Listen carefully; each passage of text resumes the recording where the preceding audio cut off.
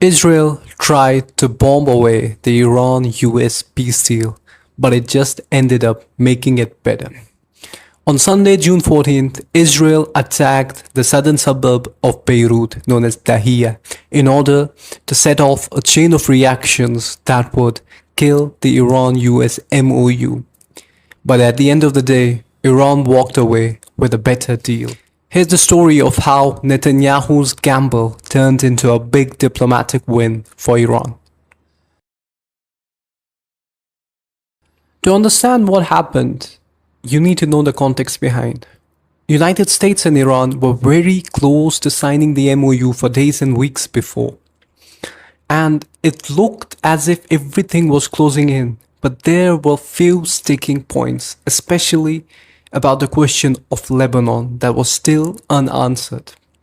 But on this day, something changed. Donald Trump announced on the morning that the deal will be signed today, which coincidentally, or not coincidentally, happened to be his 80th birthday too. Israel saw things were closing in and decided to make its move. In early afternoon, Israel attacked Dahiyeh, killing 3 civilians and injuring dozens more while blowing up an entire building. Israel claimed this was retaliation to Hezbollah rocket launch into northern Israeli settlements. While it was, the timing was not a coincidence. Israel knew very well what they were doing. Now, to get more context into this, Dahiyeh is not just any neighborhood. It is the red line for Iran. It is where the main stronghold of Hezbollah is based in Lebanon. It is where the military and civilian leadership of Hezbollah is believed to be in. So as far the war had progressed, Iran had established that attacking Dahiyeh will prompt a response from Iran. And Iran had actually demonstrated that last week.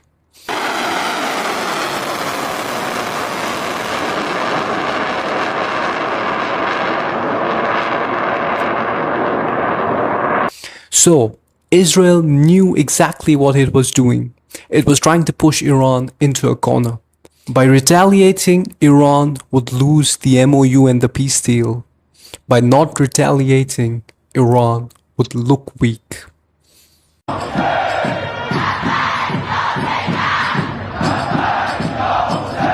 Iran's reaction was immediate. Both publicly and privately, Iran warned that the strike against Israel was going to happen. Even J.D. Vance confirmed that Iranians were loaded to attack. It even came to a point that Iranians stopped all negotiations with the United States. The pressure built up on Donald Trump, who desperately wanted a deal to be signed on that day. And he came out and publicly attacked Israel and saying that the attack on Beirut should not have happened. Privately, he said to have said things even worse. He apparently called Netanyahu and told him, "What the F are you doing?" He told Axios that Bibi has no effing judgment whatsoever.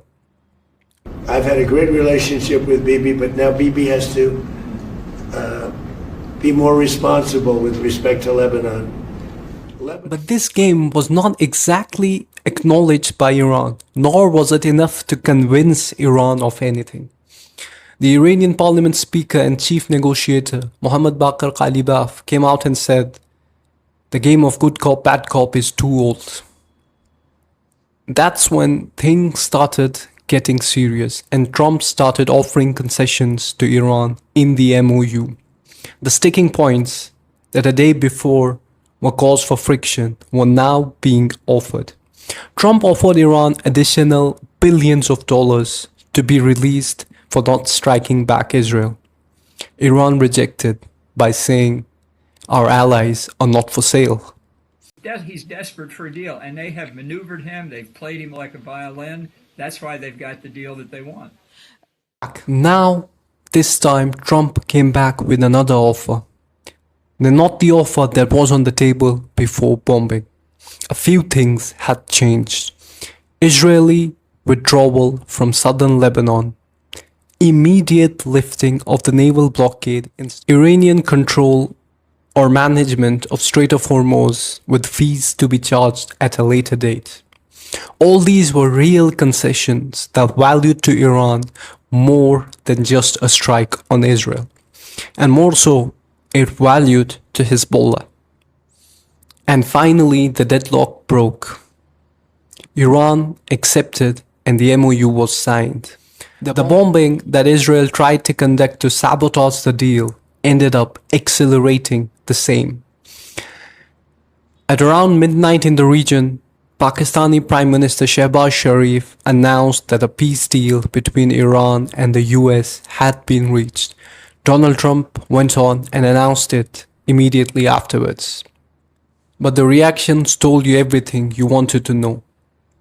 Iranian officials confirmed that Israel handed them the gun when it mattered most in the negotiations. The official statement followed from Tehran, with the Khatam al-Anbiya military headquarters stating that Iranian nation had made US and Israel bend to its demands. Well, that might seem like triumphant language, but under the rhetoric lies a real point. فرمانده قرارگاه خاتم الانبیا نیروهای مسلح آماده شلیک به دشمن هستند. The reactions in Israel were completely opposite. Opposition leaders started blasting Netanyahu for having allowed such a deal. Even his own cabinet minister, the finance minister Benjamin Smotrich, said that this is a bad deal for Israel and the free world, period. This Israeli journalist put it plainly. Americans gave Iran plenty and got nothing in return. No ballistic, no nuclear, no proxy. The other hardliners in Netanyahu's government started saying that they do not abide by the document, now publicly refuting their greatest ally. Netanyahu tried to bomb Iran after the deal. It ended up giving them the leverage they needed. Now Israel is publicly refuting the agreement. However you want to see the sequence of events that happened on Sunday, something is very clear. The country that looks out of control is not Iran, it is Israel.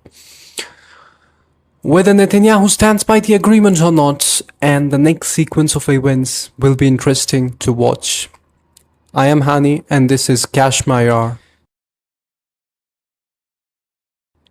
Please follow the channel and also our Telegram if you want latest updates as they go about the things happening in the region and the wider world. Thank you for watching.